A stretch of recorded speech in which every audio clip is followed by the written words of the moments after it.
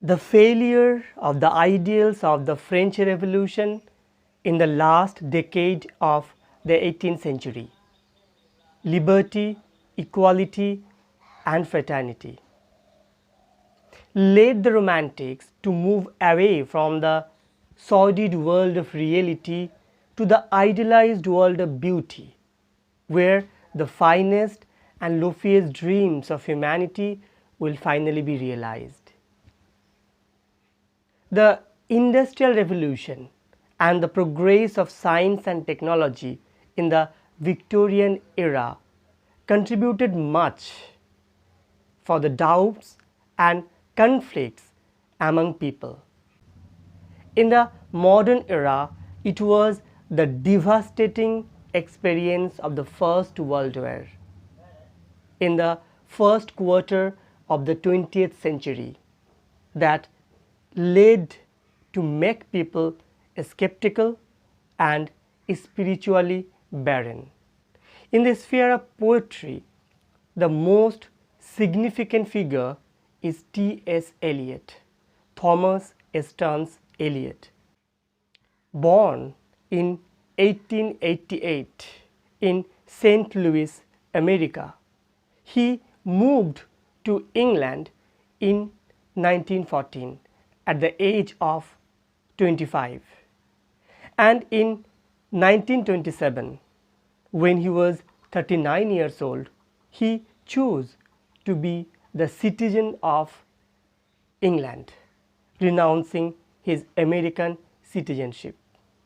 The feeling of frustration and its consequent despair are amply expressed in his poems.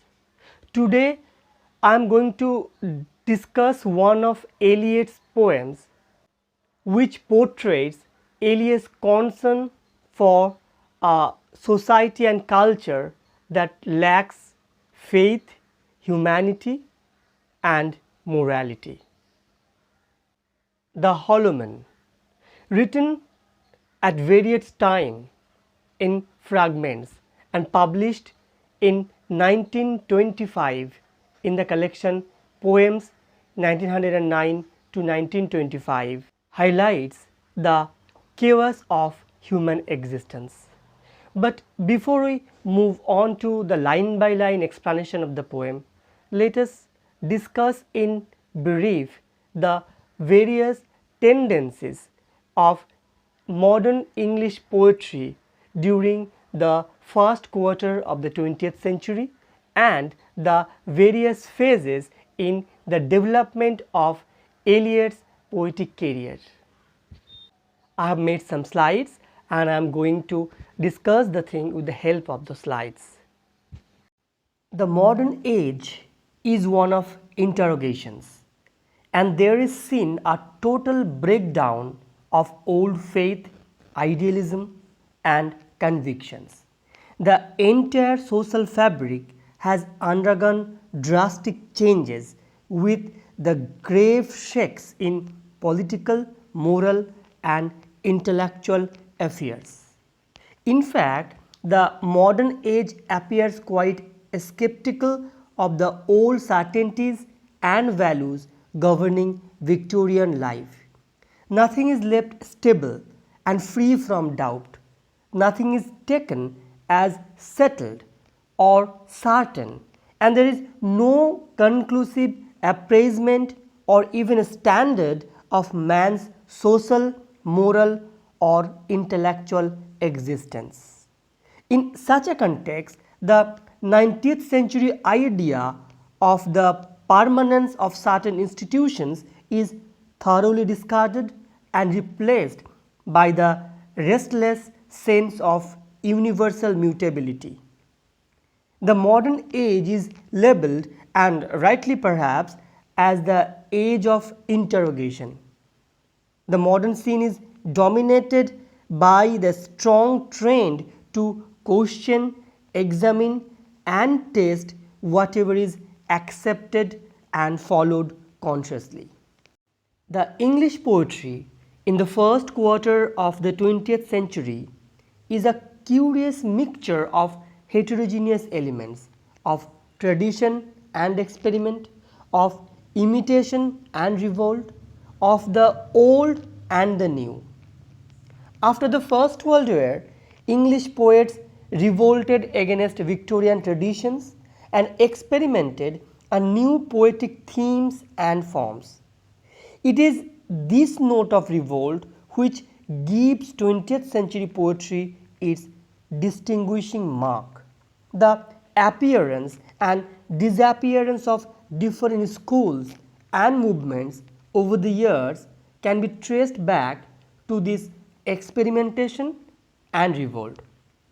Among these schools and movements, mention may be made of Impressionism, Imagism and Surrealism.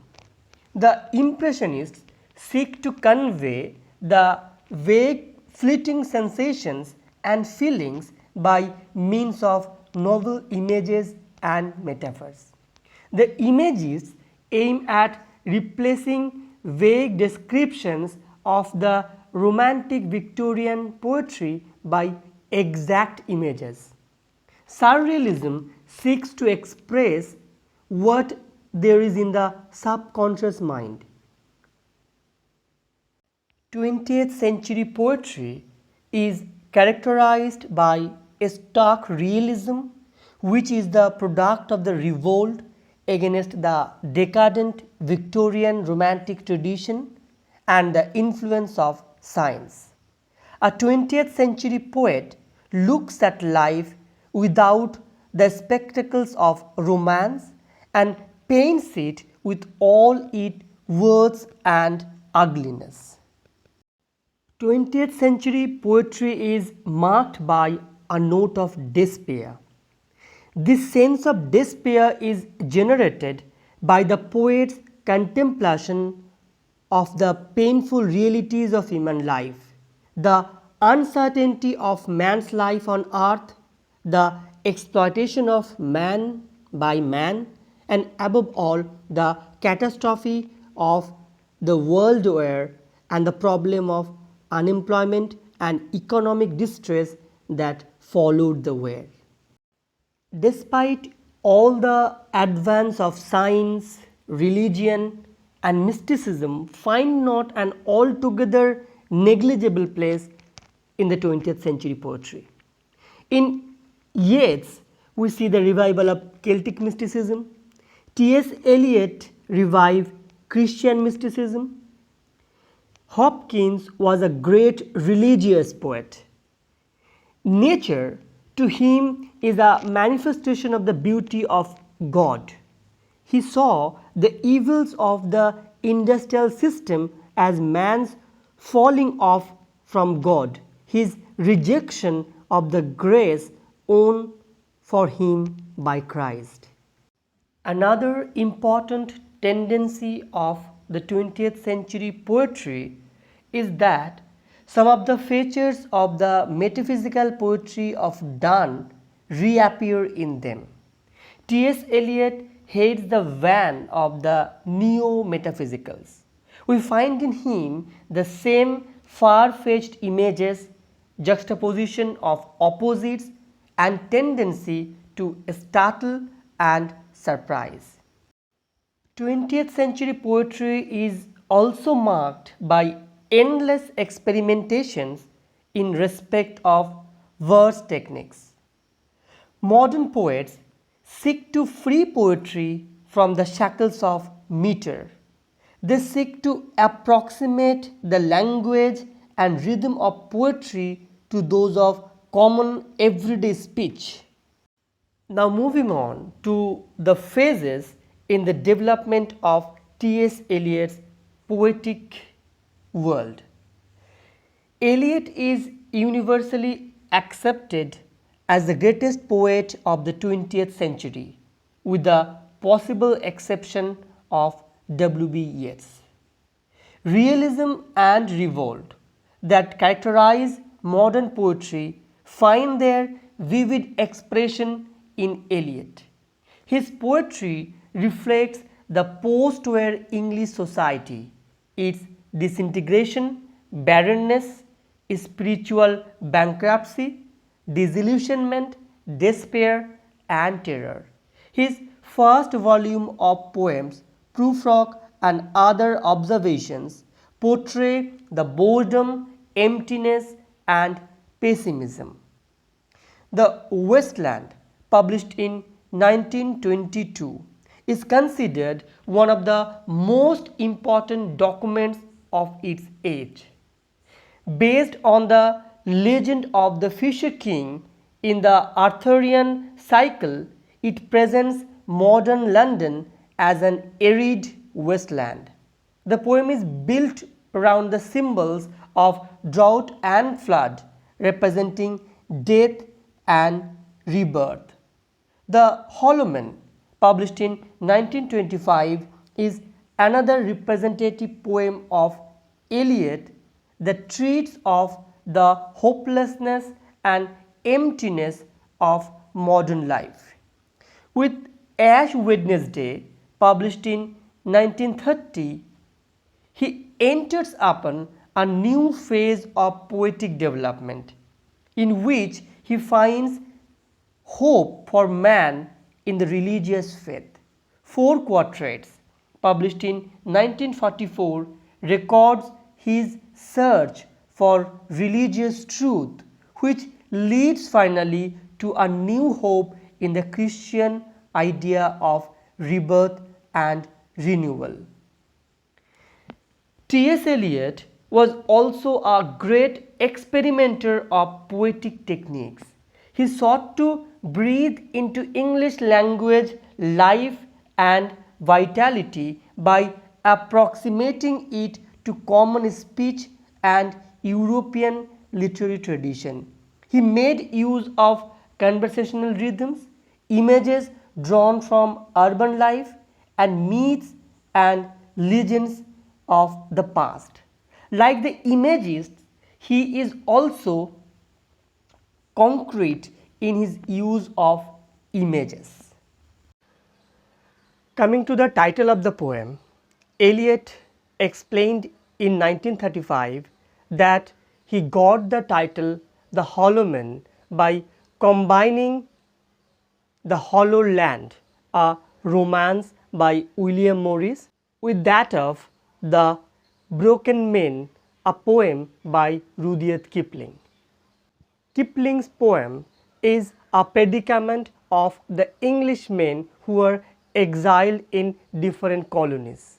They are loitering on the shore and waiting to communicate with the passengers of ships coming from the home.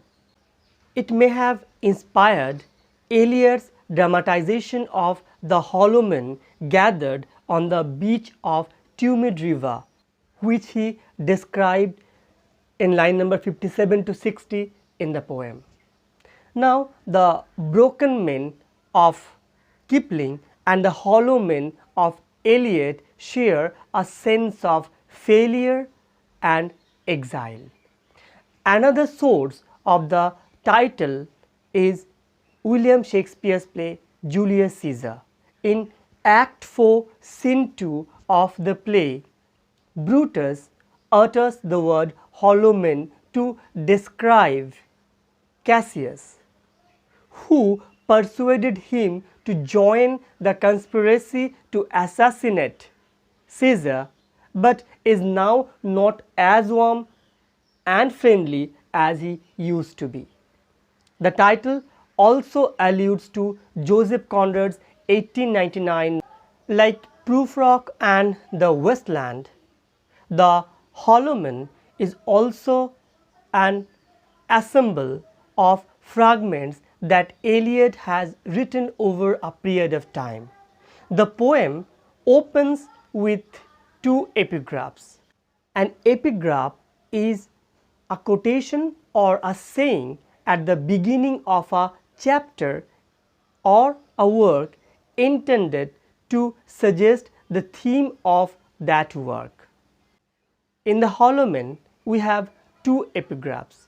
One is epigraph to the section heading, Mr. Courage, he did, a line taken from Joseph Conrad's Heart of Darkness, and an epigraph to the poem, A Penny for the Old Guy, refers to the celebration of the Guy Fawkes Day on 5th November and the gunpowder plot of 1605. The first epigraph is an epigraph to the section heading, Mr. Courage, he dead.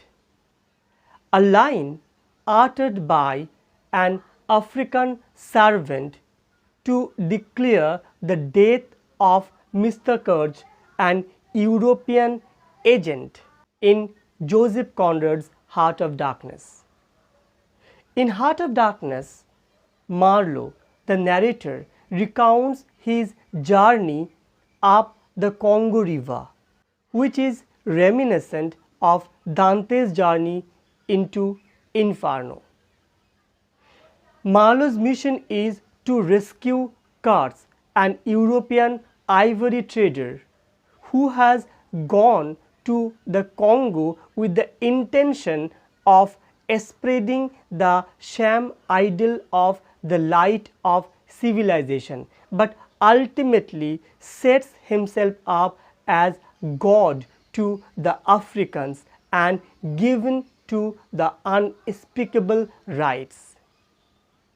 In course of his journey, Marlowe meets many Europeans who seem to him as hollow, and he also considers Mr. Courage as a hollow sham, hollow at the core. The second epigraph, A Penny for the Old Guy, refers to the gunpowder plot of 1605. The name was given to a conspiracy by some young Catholics to blow up the Parliament, King James I, his Queen and his eldest son, as they were angered at James I's refusal to grant further religious tolerance. After the death of Queen Elizabeth on 1603, they hoped for a more liberal Catholic regime, and with that conspiracy they hoped to murder the king, the ministers and the member of the parliament. That would provide them a chance and opportunity to establish a Catholic regime. The conspirator rented a cellar under the palace that extended to Westminster, and Guy Fawkes, one of the important member of that group of conspirators, gathered there nearly 2 tons of gunpowder. Francis Tresham, one of the conspirators, warned his Catholic brother-in-law, Lord Monteagle, not to attend the Parliament on 5th November, which Monteagle disclosed to the Parliament.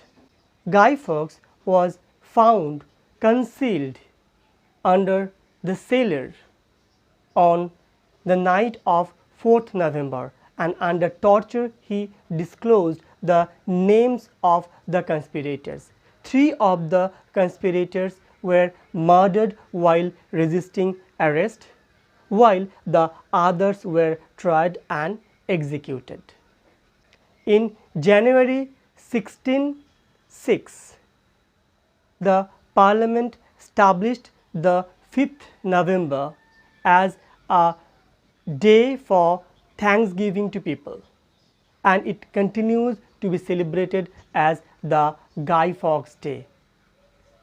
The epigraph is a version of the children's cry, a penny for the old guy, while begging money in order to buy fireworks to celebrate the Guy Fawkes night. The epigraphs are connected to the theme of the poems on various levels. The holomen of Eliot's poem are connected to the men of Heart of Darkness and the stuffed effigy of Guy Fawkes. In my next lecture, I am going to present a line by line explanation of the poem. Thank you very much for watching the video.